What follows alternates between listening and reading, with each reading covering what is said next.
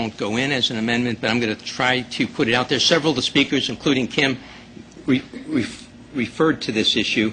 And basically,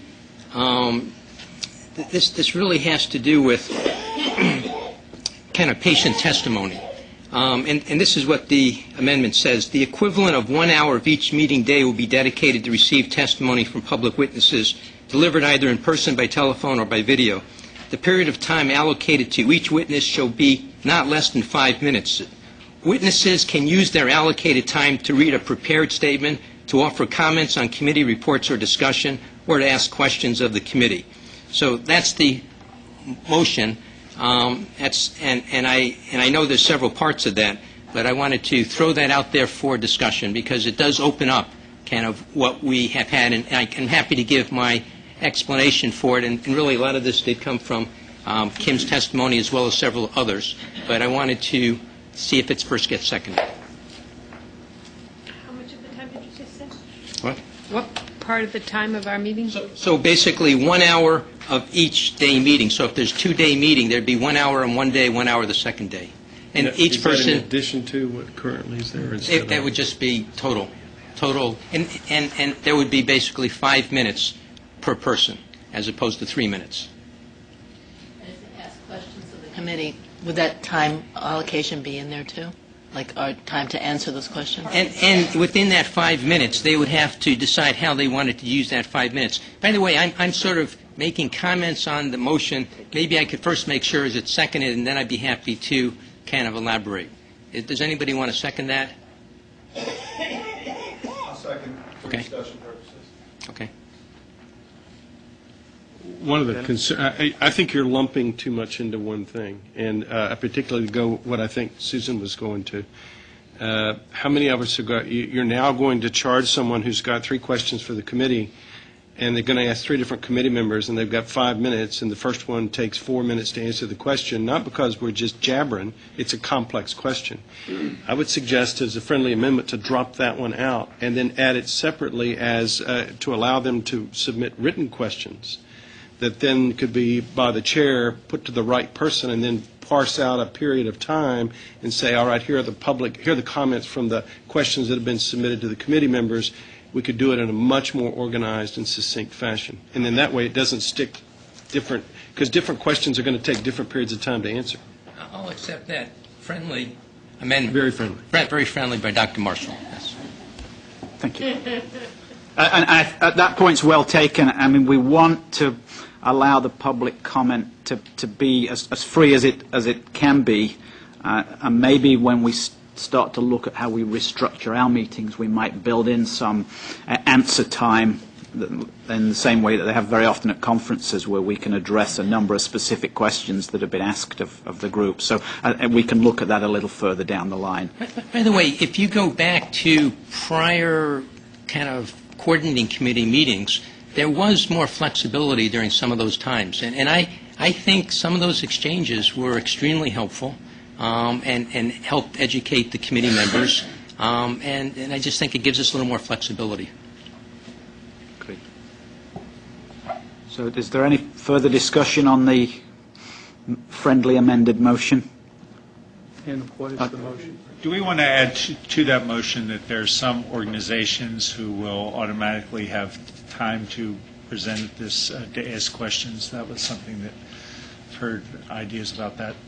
I don't see that as a friendly amendment, Art. And again, I personally think that, but you can make that a separate amendment if you want.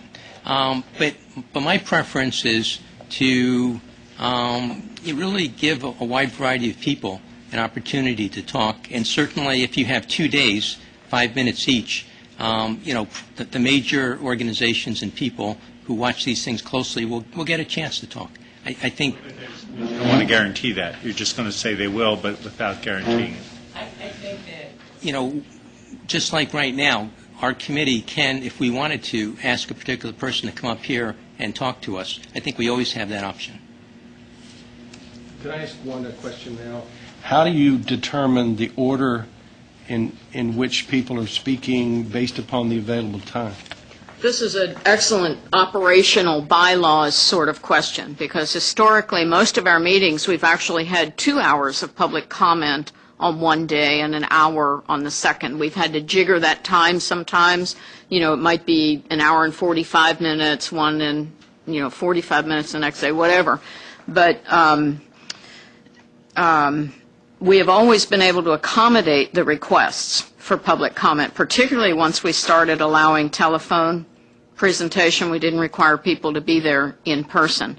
This time, because it was limited, it's a one-day meeting, 30 minutes, we knew we had limited slots, even at the best of circumstances, 10 people, and more reasonably, 7 or 8. So since we opened the period for response for filing to request public comment for 2 weeks, I think it was about 2, it might have been 3 weeks, we would have filled our slots at the end of the second day, and everybody who asked after that would have been waitlisted. Some people dropped off of their own. They requested, and then they emailed back and said, whatever. We finally decided to draw names.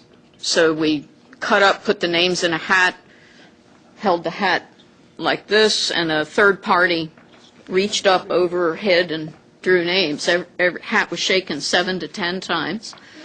And names were folded. All of this we did as best as we could. Yeah, exactly. Short of random number assignments, but decided to draw names. And we then put them out on the table, and that was the sorting. So I believe in what turned out, 2 people who commented would have been among the original sort. Others would have been right on that hump, were they 7 or 9 or whatever, and then others, further down the wait list. We didn't deny anyone an opportunity to comment. Everyone was put in the same hat, and it was a matter of drawing by lot in which you were selected. We just felt that was the fairest, because there are many people who don't have access all the time. They may have been sick those first 2 weeks. This circumstance was unique. But that's specifically something I think could be addressed in the bylaws if the requests for public comment exceed, even at 5-minute slots with a total of 2 hours available. In best of circumstances, that would be, 24 people or something. Now, with the bylaws, is those separate from the charter? Yes. The charter is meant to address the operations under the Federal Advisory Committee Act, how we are going to adhere to the requirements for, it's a public meeting, has to be announced so many days, those sorts of things. It lays down the base operating procedure and tells the public this advisory committee adheres to these parts of the Federal Advisory Committee Act. No parts are optional, but this is how we are attending to these various elements, function, structure, meetings, etc., making that open public from the start. So what I'm hearing is that it may well not be a problem, that everybody that wants to speak will get to speak. Historically, that's been the case. And so I would suggest let's try it. If it does turn out to be a problem, then we'll go back and revisit the issue and see if we can make some further accommodation. Nancy. So this amendment, if there's only 30 minutes worth of people that sign up, what do we do for the extra half hour that we've just said is public? And that's a problem with under a charter offering, minimum hour, times. right. You're required to do it, whether you fill that slot or not. You could have people come up to the microphone. You might want to do that. But you've got to think about the consequences of putting something in the charter that then you are required to do every meeting, every single meeting. We could have a proviso in there saying that. Go on, you want to say it? Yeah, no, if you said, would it not cover to say up to? Yeah. 1 hour each day? Or you could say it would be 1 hour, provided that there's enough individuals expressing interest in speaking. Either way, there's ways you could sort of kind of give yourself more flexibility. Up to would do it. Up to would do Up it. to? Would That's that fine. work, Counselor? Up to? I always turn to a lawyer to ask. Good to have one on the... My son's a lawyer. Thank you so much.